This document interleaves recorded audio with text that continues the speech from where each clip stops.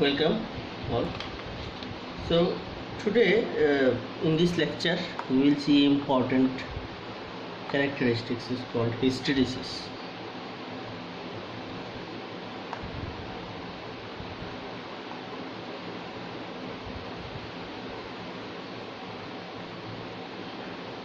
Hysteresis. Now question is, what is hysteresis? Actually it is a physical phenomenon. Say I am measuring some instruments response. Say this is the input and this is my output.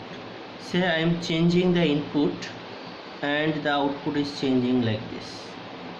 I have increased the inputs, accordingly I have got the output. After reaching at this point, I have decided to reduce the input from this point to this point back. So it must come in this graph, but it is not following this graph, it is following this graph.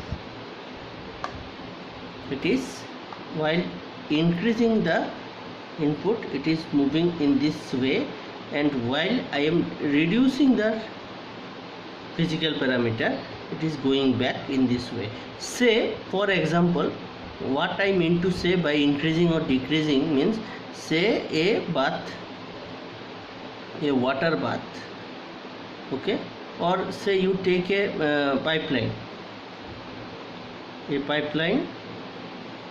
in this, using the pump I am applying the flow rate. Now if this is a variable speed pump, then I can change the flow rate. So initially I am increasing the flow rate, after that I am just reducing the flow rate. Say it is from 0 to say 50 volume per, say volumetric flow rate, so volume per second or time, okay. So volume may be meter cube or whatever it is, okay. So just consider that 0 to 50 unit, unit of that unit may vary. If it is a flow, then it will be a volumetric flow or mass flow. It may be mass flow also, those things we will see later. Just consider a unit, any unit is there, okay. So this flow rate I am being measured. So what I am doing, initially there was no flow, zero flow. After that say it is 50 kg per second. Kg I am considering like mass flow meter, so after that I have applied 50 unit flow. So it is following, so this graph, say small a graph. Then what I have decided, again I have reduced the flow rate from 50 to 0, 50, 49, 48, in this way I am coming back to 0. For that it will show some, this flow meter, say I have connected a flow meter, so this flow meter should give some output. That output must follow this graph, but while coming back it is following this graph. So it is a multi-valued function.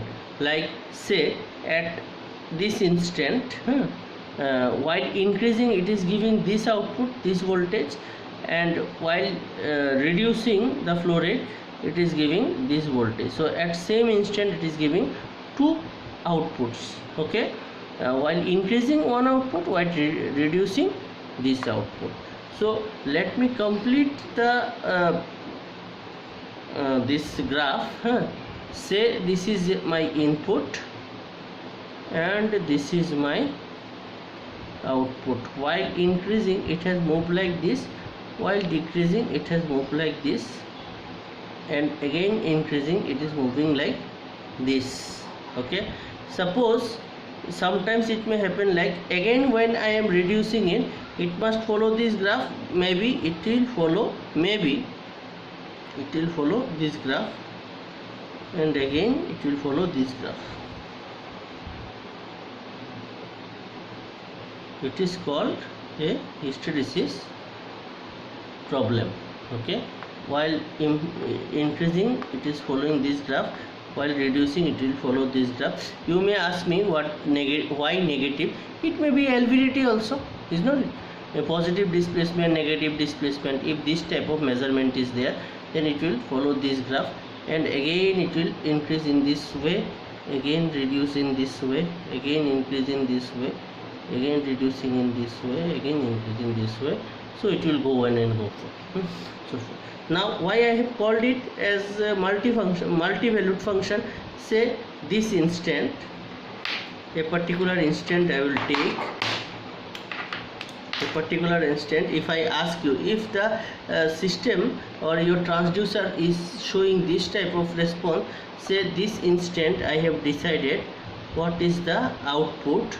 If I ask you, you will draw like this.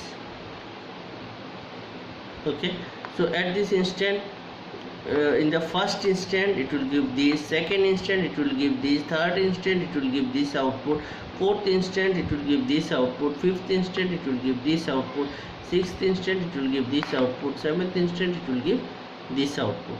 So it is very confusing in nature if it is hysteresis. Then if the transducer is having this kind of characteristics, then it is very difficult. Normally you just remember, if the transducer is having some electromagnetic or magnetic measurement principle or electromagnetic measurement principle, or if it is made up of let's say inductive transducer, if it is an inductive transducer, and in some cases where frictions are there, there you may observe this kind of characteristics. So later on, in later stages, I will take another class on hysteresis, where I will discuss a particular example how the hysteresis is taking place. Okay, I hope you have understood. If you have any query, you can ask me in the WhatsApp group. Okay, thank you.